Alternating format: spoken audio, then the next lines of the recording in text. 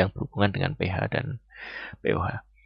Oke, kemudian topik berikutnya adalah titrasi asam basa ya. Ini suatu percobaan yang tadi saya katakan mungkin dijadikan sebagai ujian praktikum ketika Anda ada di SMA ya. Dulu saya masih ingat beberapa puluh tahun yang lalu saya juga melakukan percobaan titrasi asam basa ya. Jadi waktu ujian nasional gitu ya. Itu ujian nasional tapi dilakukan oleh sekolah gitu ya. Nah, itu ada semacam kalau Anda ikut itu ya permainan kuis itu kan Anda bisa acak itu ya ambil hadiah gitu di itu wadah itu di apa namanya di Anda cari gitu ya kemudian dapat Anda buka seperti arisan itu seperti lotre gitu ya Anda buka dapatnya itu apa ya nah dulu saya dapatnya adalah percobaan titrasi asam basa yang waktu itu banyak ditakuti oleh siswa ya karena ya titrasi asam basa ini harus hati-hati sekali ya harus teliti ya dan harus pelan-pelan melakukannya ya. Oke, nah apa itu titrasi asam basa ya? Atau kita lihat dulu ya, titrasi asam basa itu sebenarnya untuk apa ya? Titrasi asam basa ini kita gunakan untuk menghitung molaritas ya atau volume larutan asam atau basa dari informasi titrasi yang kita lakukan. Ya, jadi titrasi asam basa ini bisa kita gunakan untuk mengetahui molaritas larutan. Ya, makanya ketika praktikum itu tadi ya ujian tadi diketahui ya misalkan ada asam atau basa gitu ya yang sudah diketahui molaritasnya, yang satunya nggak tahu molaritasnya berapa ya. Silahkan dicari tahu ini molaritasnya berapa. Nah, kita bisa menggunakan prinsip titrasi ini ya.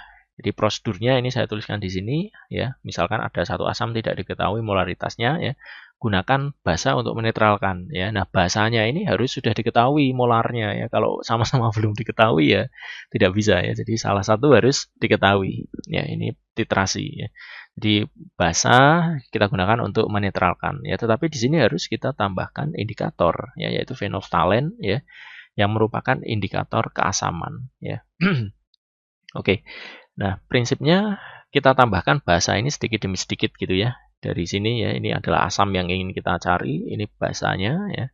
Kita tambahkan sedikit-sedikit gitu sampai asamnya ini berubah warna ya. Ketika dia berubah warna, maka dia menunjukkan bahwa dia sudah netral ya.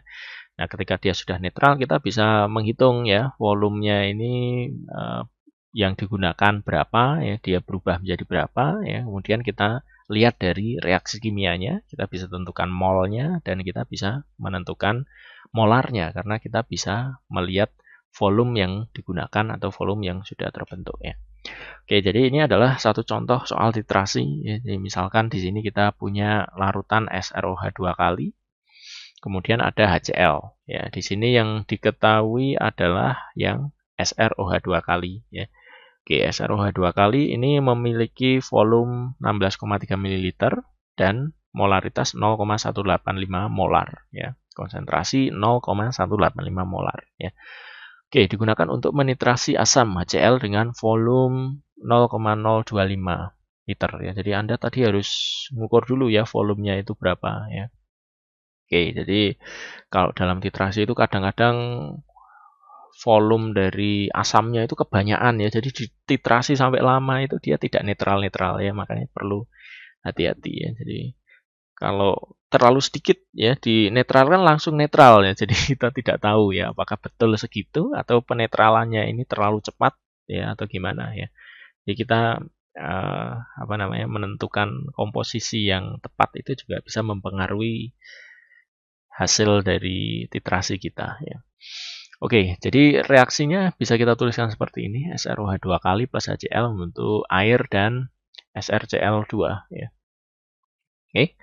Nah, di sini yang sudah diketahui adalah SROH 2 kali, ada volume, ada konsentrasi, ada molaritasnya ya. Jadi kita bisa menghitung molnya yaitu M kali V ditemukan 0,003 mol. Ya, oke. Jadi ini bereaksi 0,003 mol. Jadi mol dari HCl kita bisa hitung ya 2 kali dari itu yaitu 0,006 mol. Dan kita bisa menghitung molaritas dari HCl karena volume setelah apa namanya, yang hasil tadi titrasi tadi kita sudah dapatkan ya. Jadi kita bisa menghitung molaritasnya, yaitu mol per V-nya ya.